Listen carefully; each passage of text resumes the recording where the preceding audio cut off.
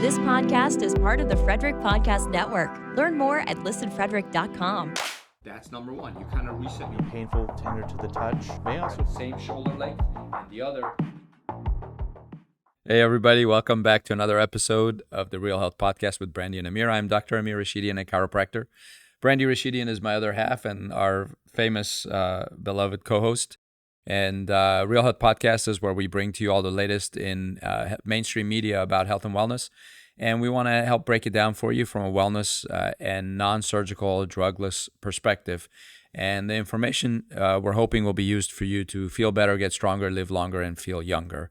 The Real Health Podcast is brought to you by it's brought to you by Real Chiropractic and Frederick Podcast Network, and it can be found on listenfrederick.com along with YouTube, Spotify, iTunes, iHeart, and everywhere else you like to find your People are podcast. like, what's so funny?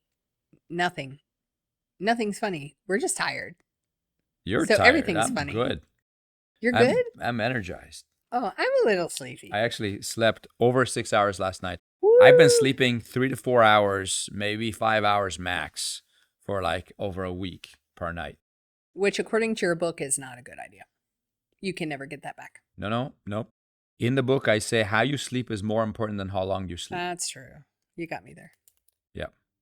So as long as you get into REM, you're doing some of the other things. Like I increased my creatine. Remember we talked about creatine on one of the podcasts. We did. I increased my creatine. When you're sleep deprived, you take extra creatine, and it actually combats the feeling of sleeplessness. When you're groggy and just in a bad zone all day. I haven't had that all week. That's nice. Yeah. And like for a few days I didn't take a nap either. Yesterday, Sunday, which is usually Saturday, not a good thing. I take a nap every day.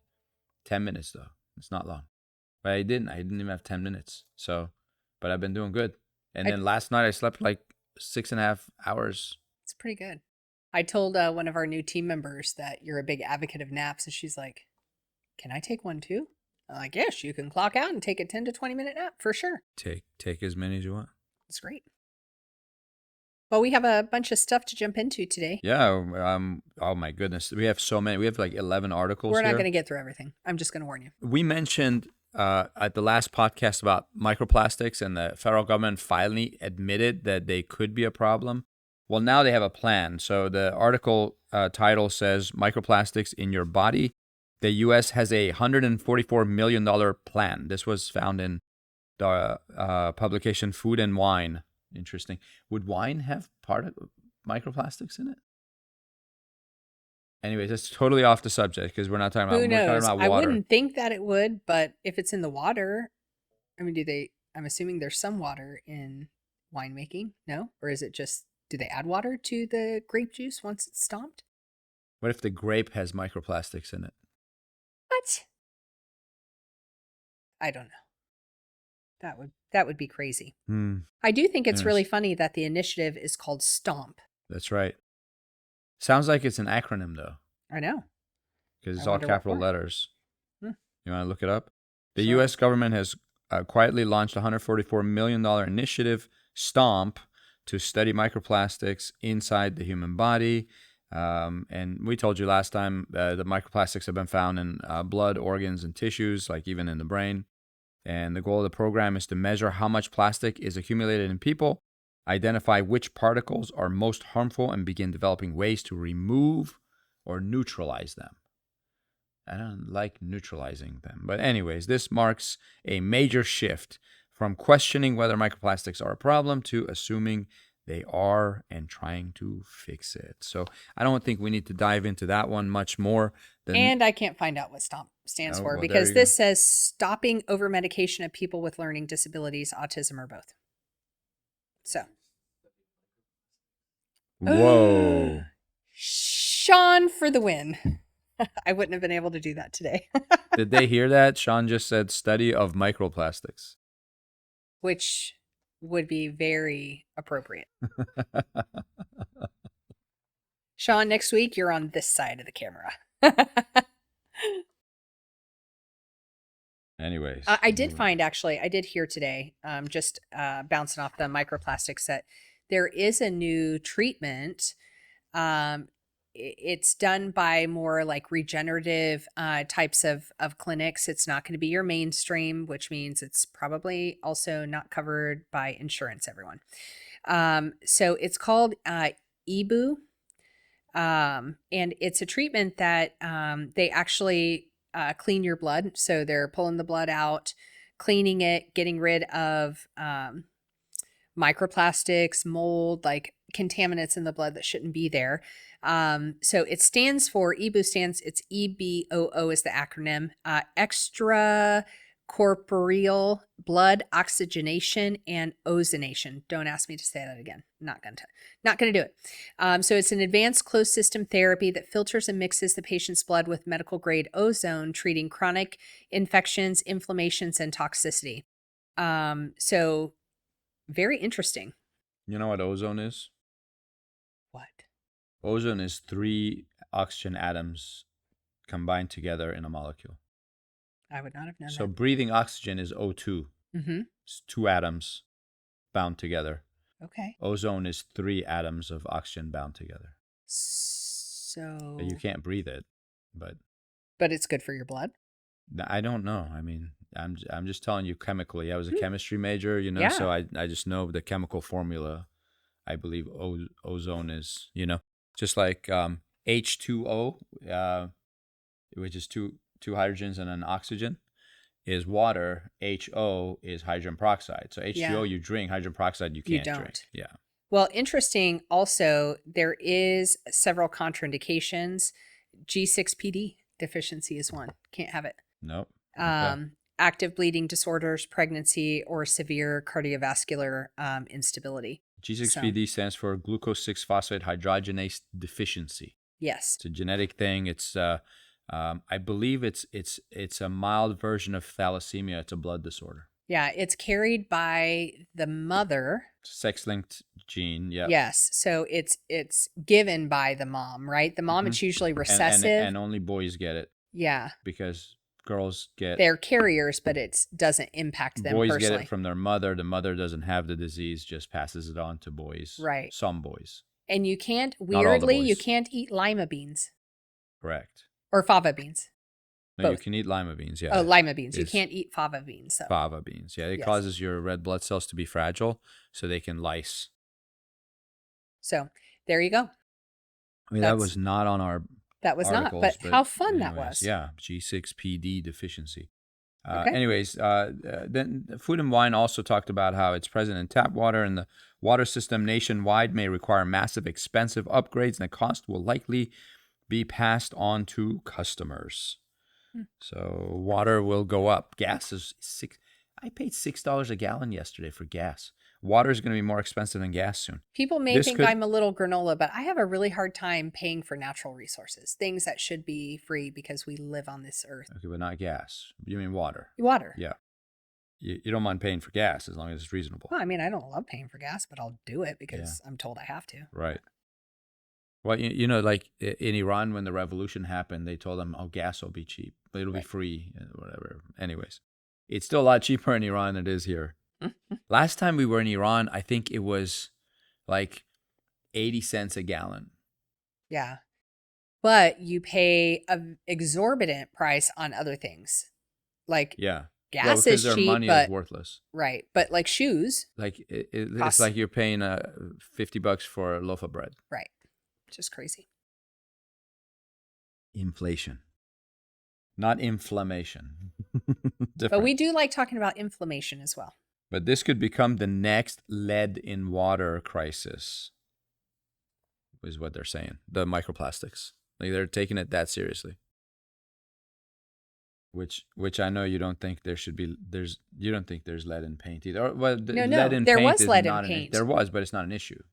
I don't think it was an issue. So I personally I can't imagine there being so many toddlers chewing Who on. started that anyway? Who claims that toddlers eat paint chips? I've never seen a toddler go and eat paint chips. Well, and how do they even get the paint chips? They were take chewing. something, chip They were off. chewing on the window seals. Clearly, where else would they have gotten it? Now I have had a dog chew on a window seal for sure, but I never had one of my toddlers Yeah. try to chew on a window seal. So then you have to. It's going to take us down a rabbit hole. I think that it was a long-term plan to get rid of lead in the paint, because lead-lined walls of any kind, you can't penetrate certain Right. frequencies Yeah, through. it actually blocks So- X-rays and all kinds Yeah, of so we other have to- monitoring devices. We have to lead the walls in our X-ray rooms so that those X-rays don't get to someone else that they're not supposed to. Well, if you have lead I was paint, going to order extra and eat some. well, there you go. So I don't know. Do I really think it was a problem? No. Do I think, like everything else, there was another agenda? Now, in Iran, leaded gasoline Mm-hmm. was in the air. People were breathing it, and their kidneys were failing.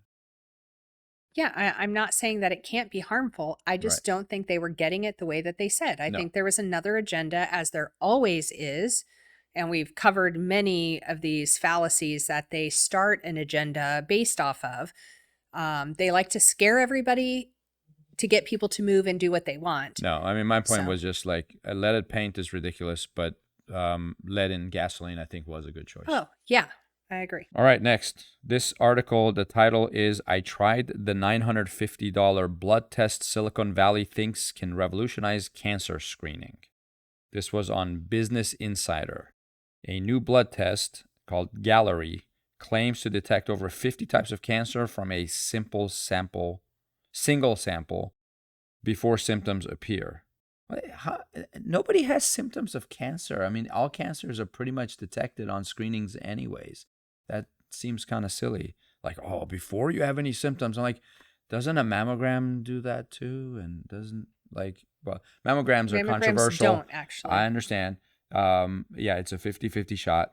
Well, it just doesn't give it early enough, No, right? So no. in order for a mammogram to detect cancer, the mass has to exist, and it has to been be there a for a certain while. size in order for it to be detected. If a woman her breasts are really dense, you may not see it anyway. You won't see it, yeah.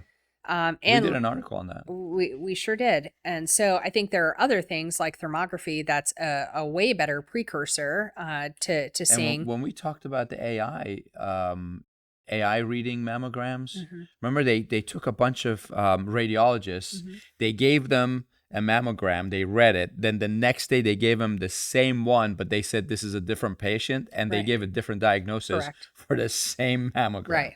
Although what we see AI doing too, even on like our chat GPT. Do not trust your AI. You just know that they are just as flawed as humans are, and have the same opportunity to lie, to create fallacies. ChatGPT told me the mayor of New York is still Eric Adams or somebody like that. I go, where are you getting that information? And I always say it's great till it's not. It fought me on it until I went and pulled up the website and uploaded it and said, what about this? And you're like, oh yeah, you're right. Sorry. Don't trust it. But so this blood test. The test is being promoted as the future of early detection. But there are major concerns like false positive, missed cancers, lack of clarity on what to do with results. Cancer is one. We did an article when Dr. Michael was here. We did an article about how the article said some cancers shouldn't be treated in the early stages because they're self-limiting. Yeah. So you catch them, you start radiating and chemo and all that, and you actually get worse. But it puts money in people's pockets also. But this could be the same issue: is certain cancers are self-limiting. In fact, the human body is regularly going through mutations, gene mutations in the inflammation process. So there's certain cells in your body are cancerous, but your immune system catches those, correct, deletes them, there's excretes a them. program to get rid of the overabundance of cancer cells so that you don't truly develop those tumors and whatnot. As long as you don't walk around stressed all the time. Right. And when your immune system is down and your body is having to fight other things, it takes resources away from the cancer fighting part of your body, part of that program, and they get redirected. And I think that's sometimes where that comes from too, an overabundance. So the key points were that early detection could save lives, but also create confusion. Test is expensive and not widely covered by insurance. Okay, medical. $950 in the grand scheme of things. 2 days in an ER will cost you 30 grand. So I don't think $950 is really too much to cry about. I would pay that if it actually worked, which I don't believe. I would need to see the science behind it. Yeah, cancer's a tricky thing. It is.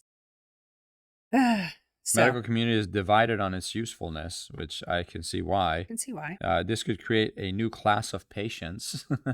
Now, this is our opinion. This was not in the article. This is me thinking that this could create a new class, and it'll be people who are told they might have cancer but don't actually have the disease. Like they're like, hey, you've got some cells, so you're pre-cancer. It's like the whole diabetes conversation. We're like, okay, Yeah. You don't have diabetes, but you're pre-diabetic. You don't have hypertension, but you have pre-hypertension. Right. It's the whole same idea behind the BRCA gene, right? I mean, technically, a 20-year-old is premenopausal because it's before menopause. 100%.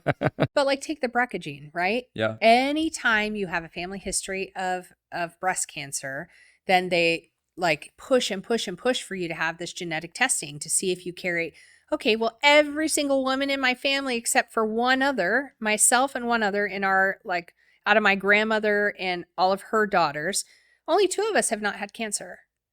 So do I carry the gene? 50% of people. Probably.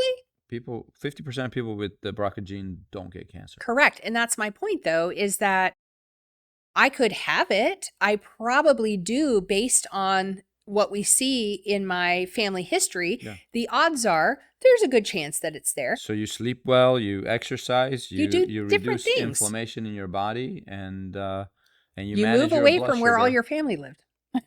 Yeah. I'm not saying that, but maybe. Maybe there's environmental toxins that are playing a part. Maybe there's Right. family And stressors. can you imagine the anxiety it'll cause someone when you get a Gosh. test and it goes, oh yeah, out of the 50 cancers we tested, you probably have 12 of them. Because that's what's going to come out. They're testing for 50 different cancers. And then you know what they're going to do? They're going to try to run over to Canada so that they can have a country that will put them down because they're so depressed that they have all these potential cancers.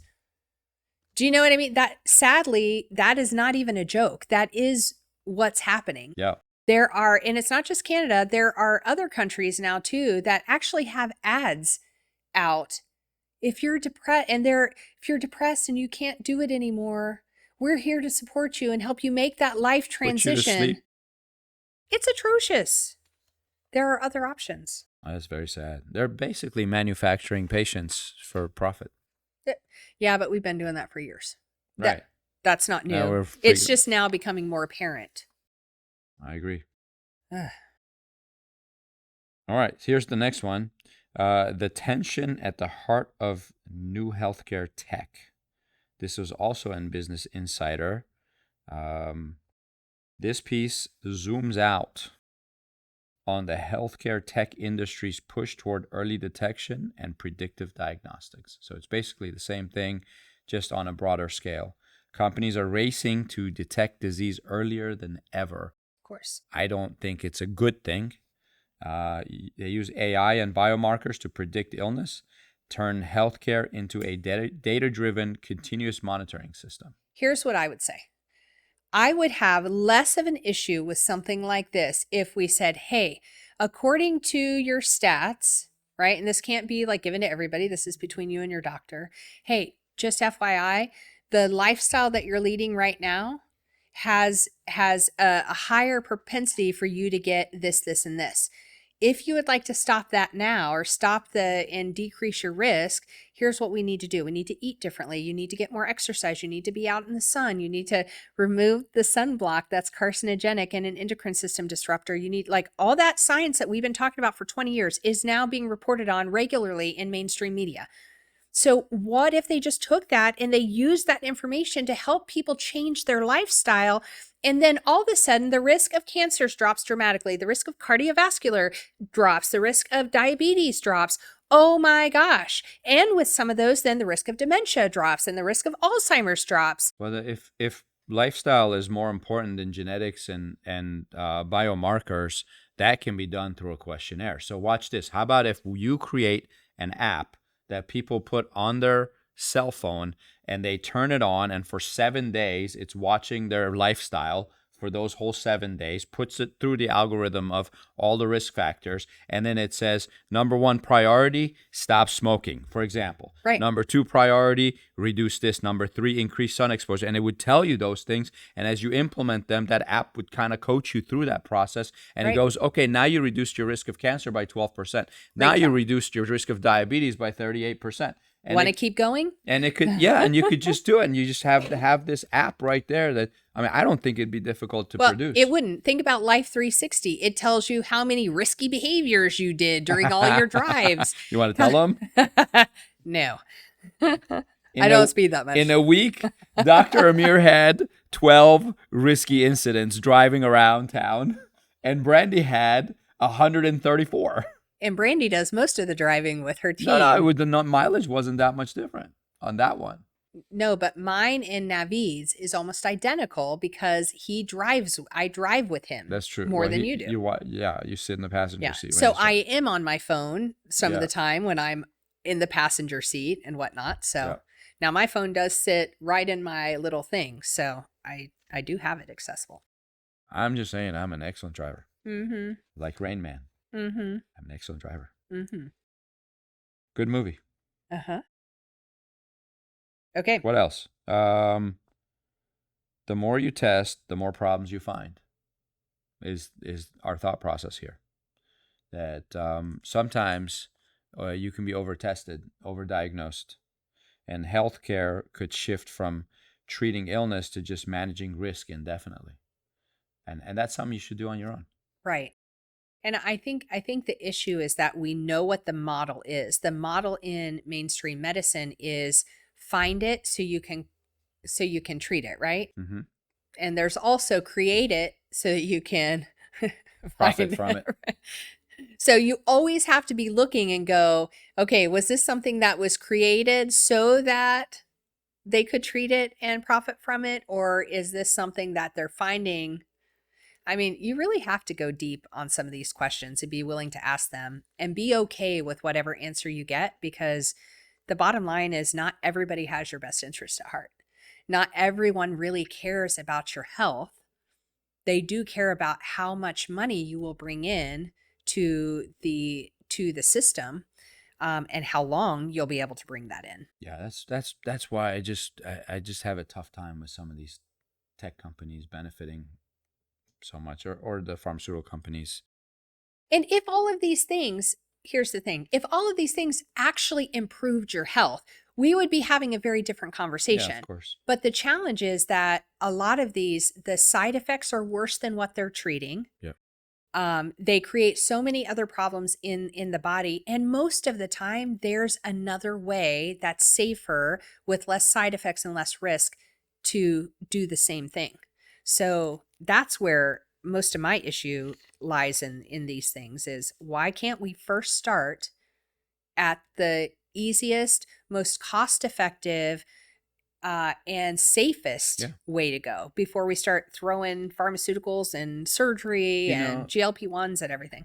Every business guru on the planet, consultants and so on, they always say, I wish in high schools they would teach money management and what money is and how to, save and how to plan for retirement, all that stuff. And I go, well, I agree with that. And there should be health management classes as well. Now, health classes are all about something way different right now, controversial things and special surgeries and procedures and weird things like that. But what if health class was about that, where kids from an early age learn to mitigate the risk of developing these big diseases? Well, they do that in certain countries. Like in Japan, we've talked about that before. They actually have, starting in lower elementary and like preschool, they do not let children bring packed lunches into school. They have a nutritionist who prepares everything healthy, full meals, not processed foods like our school systems do. And they then teach them during, here's what this food does. This is how it's nutrition to the body. This is what this is for.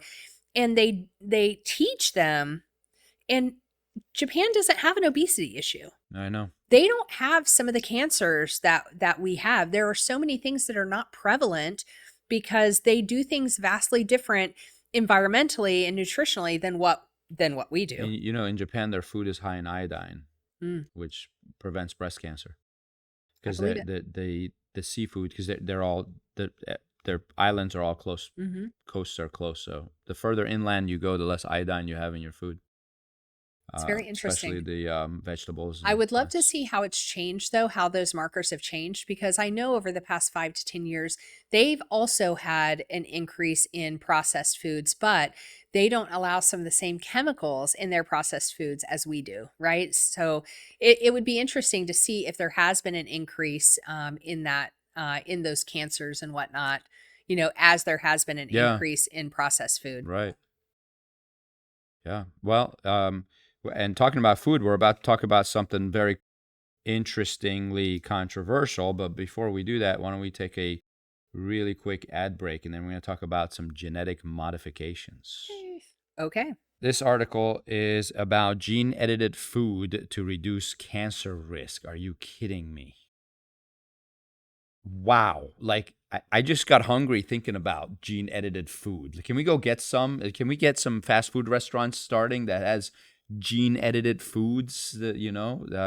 Anyways, the article was in the Times, and it says a scientific breakthrough that deserves a toast.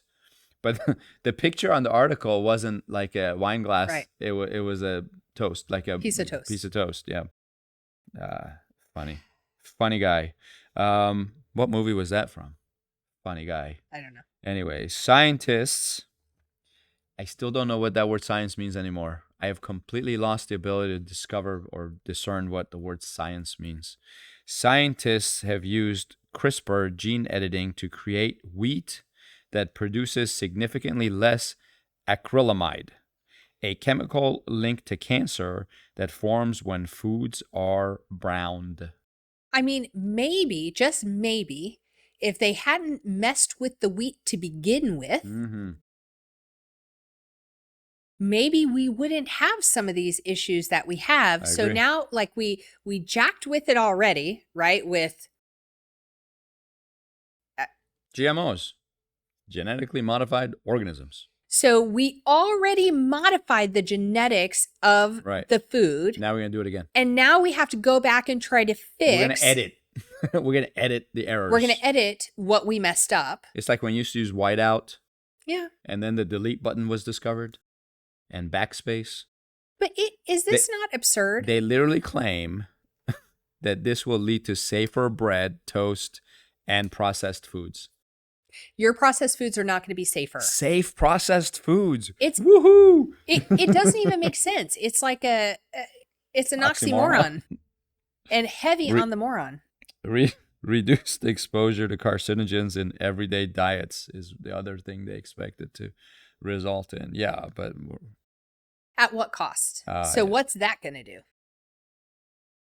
yeah, they claim it's going to be 90% reduction in acrylamide formation, could reshape food safety standards. That makes me and nervous. Represents a major step in gene-edited agriculture. Again, very nervous. Scary.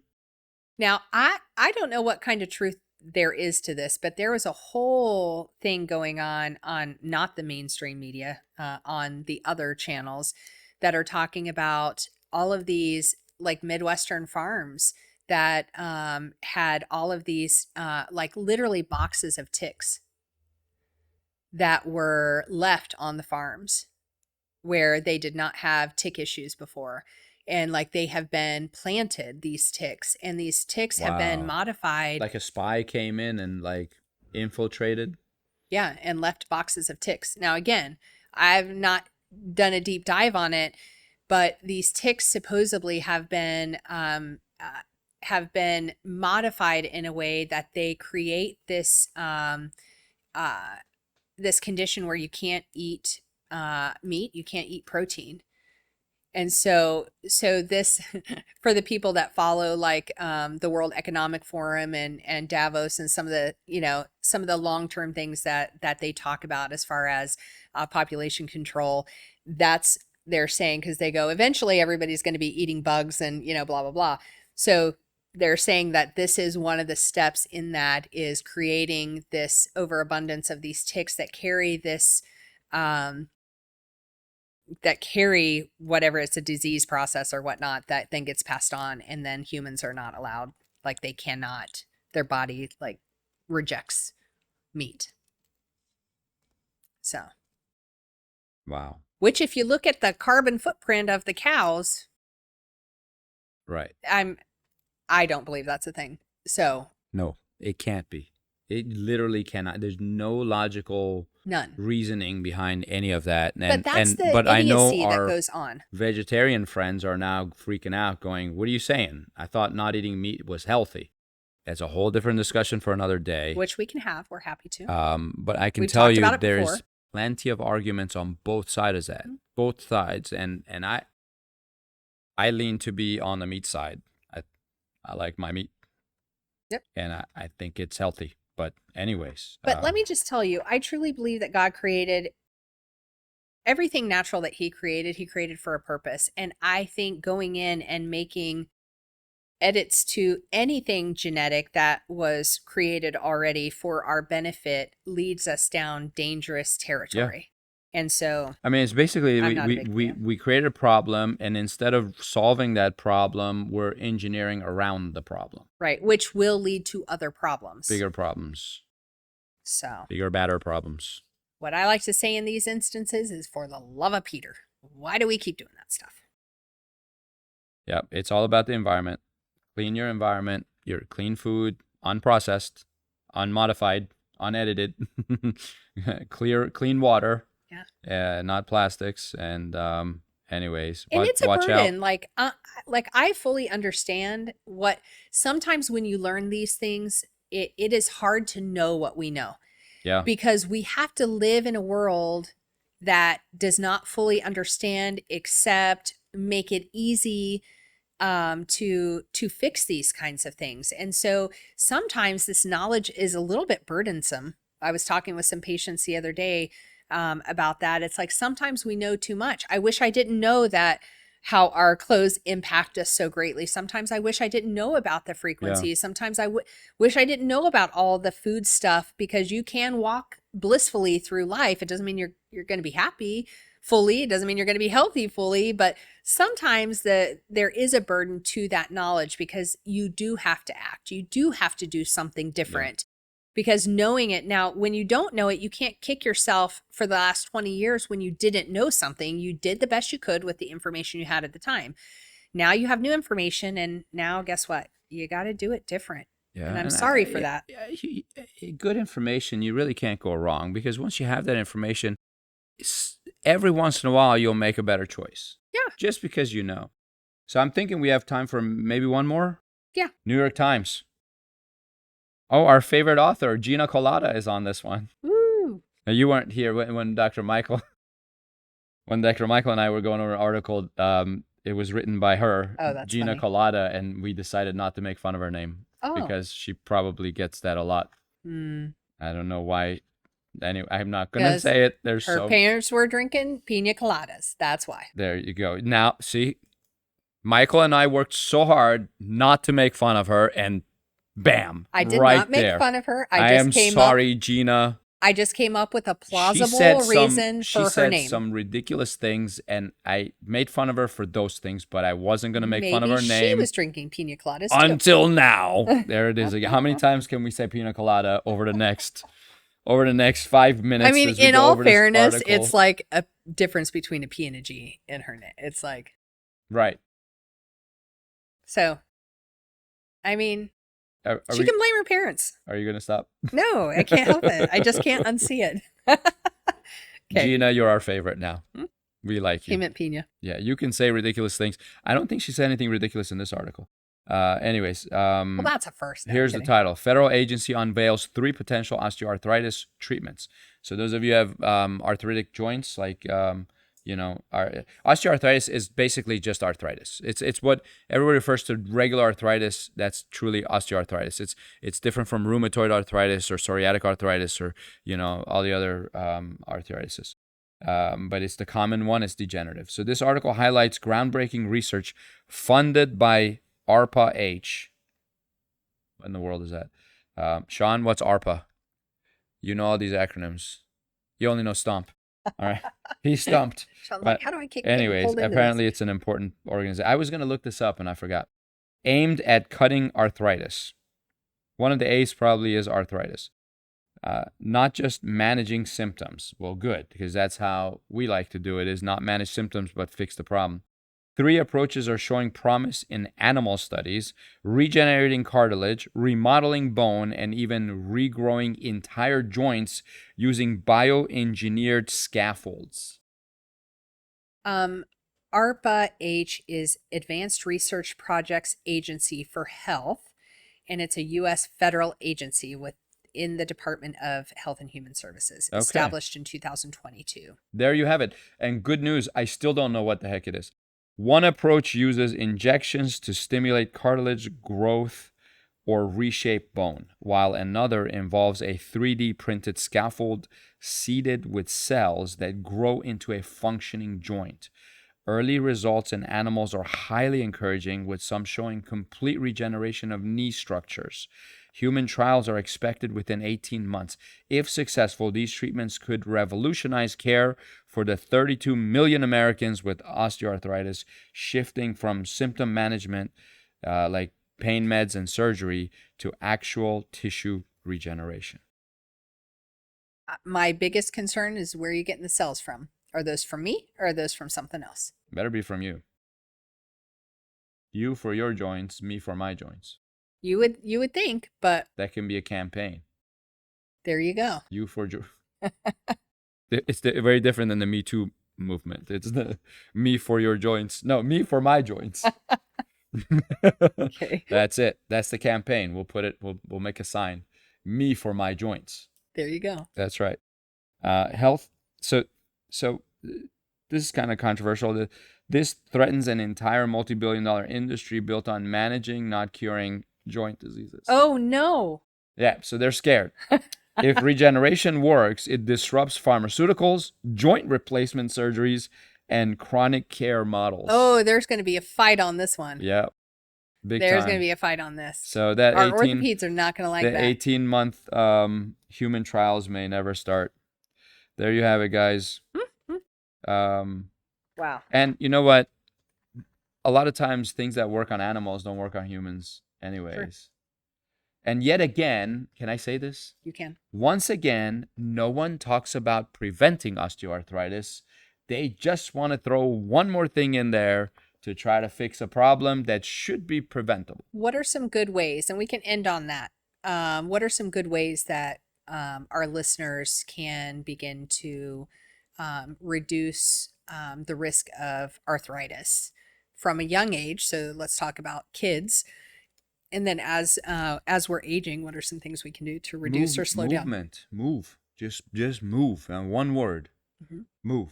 Yeah. Dr. Michael likes to say motion is lotion. None of us like that phrase, but he continues to use it. I hear that regularly. So we'll let him use it. Yeah. But there's truth to that, right? Right. The cartilage feeds, a lot of cartilage in your body doesn't have a blood supply that goes into it. So cartilage needs nutrients. How do they get nutrient? They're like a sponge. You squeeze them, and when you stop squeezing them, you compress them and let go, fluid pulls in like a sponge. That fluid has nutrients in it. And when you squeeze them, toxins come out of that. Oh, nice. So when you're not doing that compression, that's why all the latest research is now saying impact is good for you. They used to say, oh, you should only do low impact exercises. That's why the elliptical became a thing, right? Like it's like running, but there's no impact. Well, the impact is good for you. That's what prevents osteoporosis and cartilage drying up and damage. The impact is good. So you should jump rope.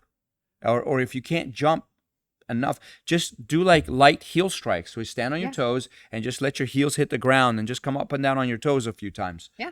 For skip. like a couple minutes every day. Yeah. Regress to a child and skip down you skip every once in a while. I skip. I'm a skipper. Aye, skipper. Has nothing to do with sailing. It's a different kind of skipping. Oh boy. So, I'm only good at one thing. Skipping is not. But one of them. that is important movement, and especially for kids. So think about how much less movement Right. kids are getting these days than historically. I Right. mean, we have cut PE from some schools and age ranges. Recesses get cut. We put everybody under these fluorescent lights, and they don't get the sun they need. They don't get the movement they need. So we can reduce the risk of arthritis just by getting our kids outside, running, jumping, doing what kids are supposed to do. Right. And I'm not going to downplay, like, nutrition is important, because Of if your course. body's so we always say this: sleep, inflammation, blood sugar. You manage those three. So sleep well. You obviously exercise, sleep and exercise, and reduce inflammation in your body. So foods that are inflammatory, like processed foods and all this stuff we're talking about. And then blood sugar. Make sure your blood sugar isn't fluctuating a lot, and you're not going to get arthritis. But guess what? You're also going to prevent heart disease. You're also going to prevent cancer. Yep. So It's good stuff. done and done. All right. Well, let's wrap it. Wrap it. What do we need to say to wrap it? Oh. That's a wrap. That's a wrap. That's a wrap. Take care, everybody. We'll see you next time. See you next time. Bless you. Live radio, local podcasts, the Frederick Podcast Network at listenfrederick.com.